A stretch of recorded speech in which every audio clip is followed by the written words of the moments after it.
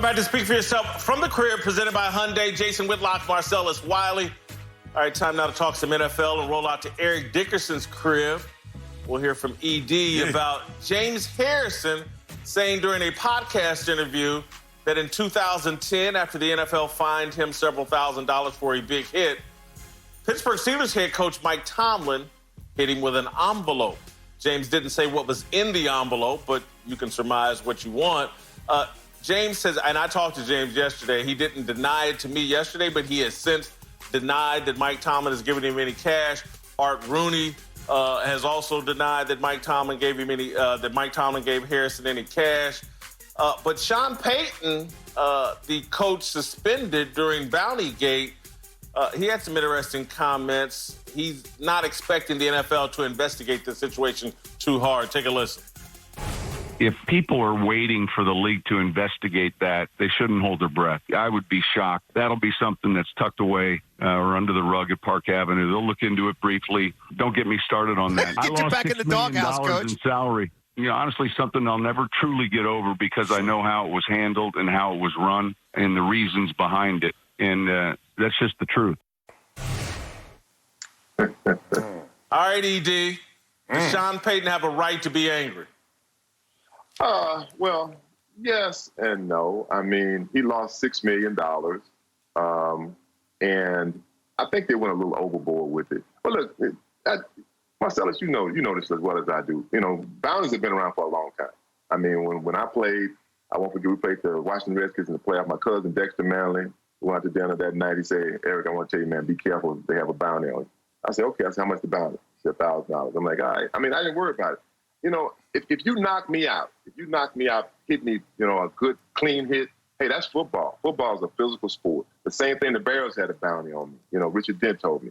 So, that's how football is. But when you go to try to hurt a guy, say, hold him up, take his knees out, I have a real problem with that part of it. But this Sean Payton, I mean, this is hearsay. And if Mike Tomlin did give him a little envelope, he probably say, look, man, I'm just going to help you out because I know you're probably going to get fined. So he that kind of guy, I'm just going to help you out, because I'm sure he didn't get him $75,000 in an envelope. But does he have a gripe? Yes and no. I mean, when you put bounties on people and they were guilty of it, you have to pay the consequences sometimes. You can't. You go out there with your hands, hide your hand, you have to eat the cookie, but you got caught. Look, should he be mad? Yes, and hell yes, he should be mad. But not specifically because of this, reintroducing this to the public, but just in general. Like you said, Eric, bounty's been around since the game started, man. I walked into the league as a rookie and collected a lot of money because of bounties. I didn't start bounties, but I guess what? I took advantage of a situation where guys say, hey, Wiley, knock him out, 500, 250 if he gets up slow. I just thought, hey, you know why this is not a bad thing? Because I'm already trying to knock him out. Every time I'm on that football field, everybody trying to get it. And when you put money on it, you have not further incentivized me. I'm already trying to do this dude wrong. So it's funny, like how they say, hell hath no fury like a woman scorned, or also a man who lost some of his bread. You play with a man's bread, you got an issue, man. And $6 million for something that was happening league-wide. And then when it all fell on Sean Payton, he's looking around like, I'm not going to snitch and out any of y'all, but I hope they don't put this all on me because they know it's league-wide.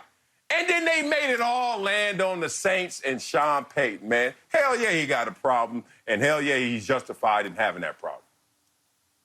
Yeah, I think he should have a problem. Again, when they take $6 million from you, you're going to have a problem. And for the reasons Marcellus says, it was part of the culture in football. I think Sean Payton probably is willing to accept somebody had to be the example and the scapegoat so they could set a new standard in the NFL. But what he said, did you have to take $6 million from me? Couldn't you have taken $2 million from me? We're going to take a percentage of your salary, but the entire thing. So I get why Sean Payton's upset. It's like, okay, I'm going to be the example.